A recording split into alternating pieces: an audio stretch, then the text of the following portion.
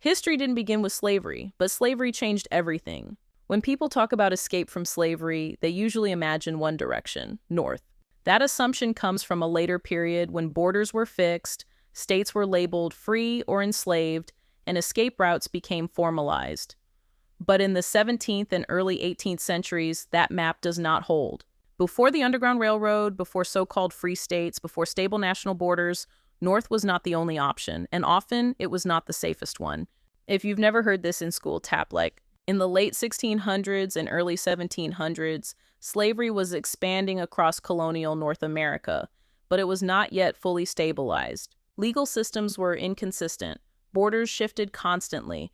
Enforcement depended on local power, not universal rule. Slavery existed in northern and southern colonies alike. Enslaved people who fled were frequently captured and returned regardless of direction. Freedom was uncertain everywhere.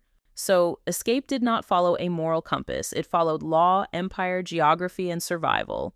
People did not run toward an idea of freedom. They ran toward the least dangerous option available at the time. English colonial law treated escape as theft. An enslaved person was legally defined as property, and a runaway was property in motion.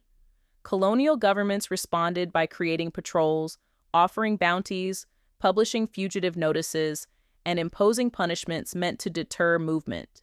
The goal was not only retrieval, it was control. Spain approached this situation differently, not because it rejected slavery, but because it competed with England. In Spanish Florida, enslaved Africans who escaped from English colonies were sometimes offered conditional freedom. That freedom came with requirements: conversion to Catholicism, loyalty to the Spanish crown, and often military service. This policy was strategic.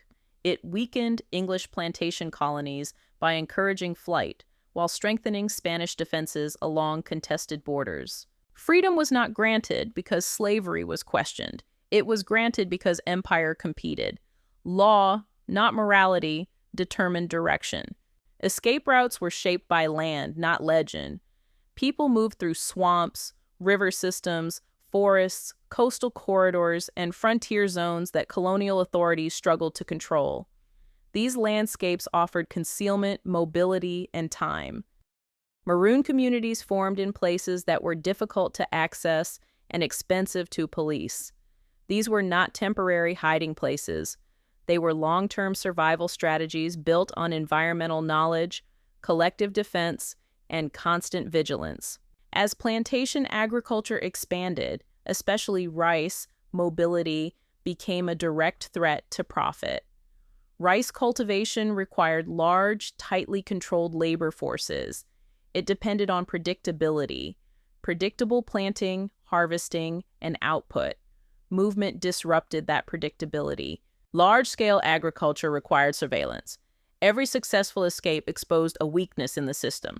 Movement itself became resistance. Escape was not a single moment. It was a condition that lasted for years, sometimes lifetimes. Families lived with the constant threat of capture. Freedom was fragile.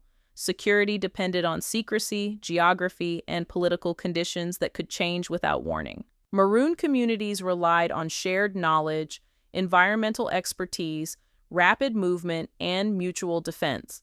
Survival required cooperation, discipline, and restraint. There were no guarantees, yet people ran anyway, because bondage offered certainty, and certainty meant the death of the future. Escape did not happen in empty space. Africans fled into territories already under pressure from colonial expansion. Indigenous nations were facing land seizure, broken treaties, warfare, and forced displacement. African survival unfolded inside indigenous resistance. Sometimes alliances formed based on shared danger and mutual need. Sometimes tensions emerged, shaped by scarcity and colonial manipulation. But danger was always shared. There was no neutral ground. There was no untouched land. Colonial expansion trapped Africans and indigenous peoples inside the same engine, driven by land acquisition, labor extraction, and profit. No hierarchy of suffering existed here, only overlapping systems of dispossession. Out of this environment emerged something new, not just escape, but organization. Flight became settlement, settlement required defense, freedom demanded structure. Colonial governments understood the threat this posed.